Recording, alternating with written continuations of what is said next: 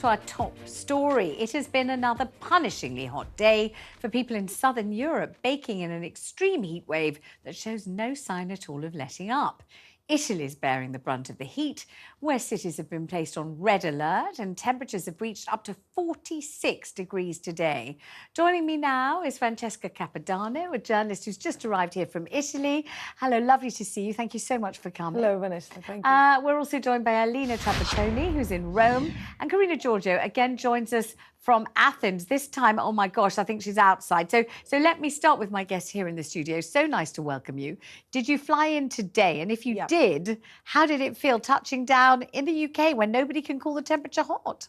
Here is a relief for us. Yeah. The weather in Italy is very, very hot. It's very difficult to stay there. Explain what it's been like to do your job and to live your life in this hot weather.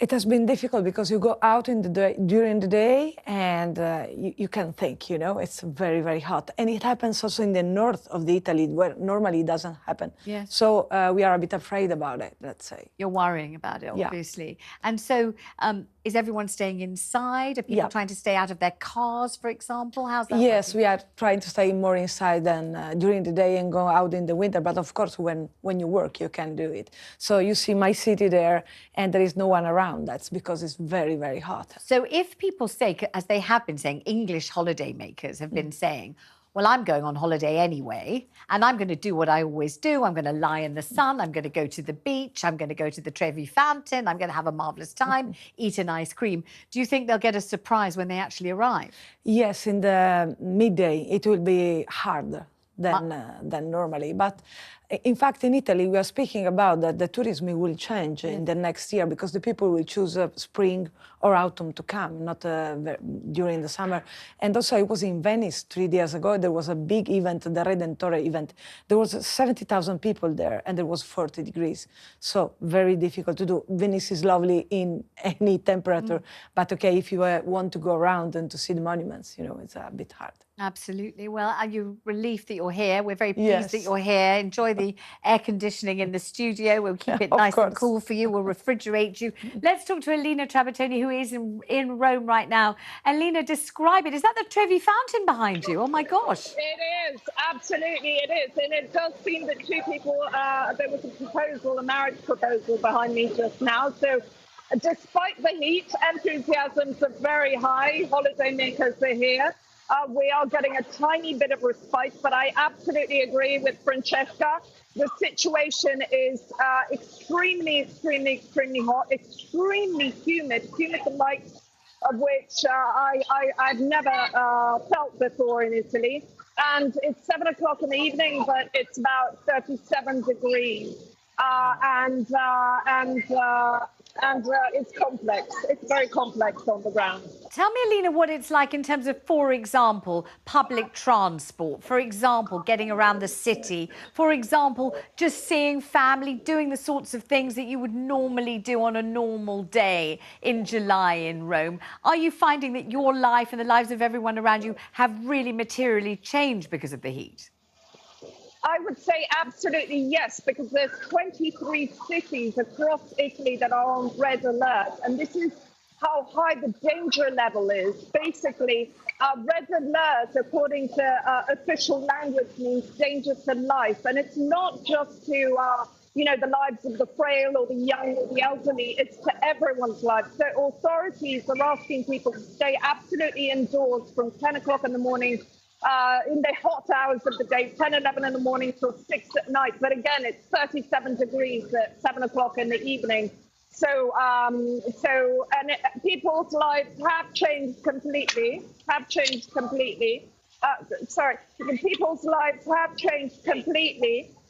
And people's lives have changed completely due to the heat of and the weather, and tempers also flare as well. It's quite complex, and the government has put out 80 civil protection units on the street, staffers on the street, to help people that feel ill, to help tourists that feel ill. I myself have seen several tourists faint and suffer from heat, fatigue, that's nausea, dehydration, and the civil protection units basically take people away, shepherd them onto ambulances and to safety. There's also watering stations across Italy. There's some 28 emergency points set up across Rome. Obviously everyone's trying to do everything they can to discourage people from going out in the hot hours of the day. The Italian National Insurance Agency, the pensions agency, has said that anyone who works outdoors in over 35 degrees heat can apply for unemployment subsidy for the duration of the heat wave. So that's something a lot of people are also considering. Yesterday, Alina, we heard British tourists on their way to their summer holidays being interviewed for talkTV at the airport and being asked, so you know it's unbelievably hot where you're going, it's incredibly hot, it's 40+ degrees, are you still going to go? Are you still going to do what you always did? And they were answering, of course I am. You know, it takes more than a bit of heat to put me off. Sure we are. This is our holiday. We've been saving up for it all year. We're British. We love the midday sun. Come on, I'm going straight to the sunbed. I'm going to lie there. I'm going to get a great tan. It's going to be fabulous. If they are thinking that way, what's the message that you would have for them? And I'm going to ask Korina the same thing in a minute from Greece. If they're thinking, I'm going to come to Rome, I'm going to have a ball, I'm going to do just what I would normally do on my holiday or in a fabulous Italian resort, what would you like to say to them? I would urge them to stay very, very dehydrated, to really avoid the hot hours of the day, to avoid caffeine, to avoid alcohol if possible, because they very much dehydrate, to also take advantage of all the emergency points that are set up across the city, the misting stations, the civil protection units that are going around, staffers that are going around giving cold water bottles to people, to go to the fountains, to splash water on their faces, you know, to keep that enthusiasm, because the city's beautiful. It's also this big enthusiasm, post-COVID enthusiasm continues, because obviously after everyone having to stay put for so long, you know, the past couple of years have seen tourism soar across the globe. And you know, the heat wave, this is our third heat wave in a row so far in the last couple of weeks. And it does seem that next week is going to be even worse. Temperatures will rise even further next week, and will for the rest of the month in the center and the south of Italy. But as you can see, there is just plenty and plenty of enthusiasm. Alina, thank you very much. You've been lovely. Arrivederci, Roma. And thank you. And while you're there, throw at least 3 coins in the fountain for me, won't you? Because you know I need it very badly. Let me go back to Korina Georgiou, who was magnificent on the show yesterday. But yesterday, you were wearing a long-sleeved dress, Korina, and you were in what looked like a beautifully air-conditioned studio while you were talking. So we wanted to see you getting hot so we could really soak up some of the atmosphere. So Korina, tell me what's going on in Athens today and how you're feeling.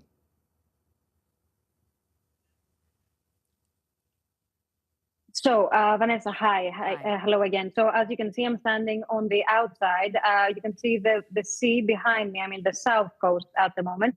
Of course, Greece is expecting a new heat wave from tomorrow, pushing temperatures as high as 44 degrees Celsius. Fortunately, wildfires are not as threatening as they were yesterday. But I must admit that fortunately, we have in Athens, fortunately, we have the beach, which is something that can give us another breath. We can visit the beach. It is within 20-25 minutes from the center of the Athens. And of course, it is very hot. Of course, it is very hot. I must admit myself, when I started going to work at 5 a.m. in the morning, I went inside my car and I saw that the temperature was 35 degrees Celsius. Wow. You understand what that means? It was really, really, really hot. But now the winds are coming back again, so it is a bit more. We can walk out more easily. I must admit that some tourism bodies and experts are predicting that soaring summer temperatures across southern Europe could prompt a lasting shift in tourist habits, probably, with some travelers choosing destinations that are situated in the north. But from what I can see and from what I know from tourist officials here in Greece, here in Athens, tourists have not changed their plans, and visitors are still coming to Greece because, as you probably know, as a Briton, you book your vacation and you prepare your vacation in advance, so everything is everything is prepared in advance, so everyone is coming back, everyone is coming to Greece for their vacation, and also they're staying in Athens as well, which means that they're visiting all the archaeological sites. But tomorrow we're expecting the Ministry of Health to give, they will have a briefing, an emergency briefing, where they will be detailing and they will be giving some precautions to the Greek citizens of how, to deal with the heat wave that is coming, which will last until Sunday at least. So large parts of the country will have experienced a heat wave for, let's say, 12 non-consecutive days since July 5.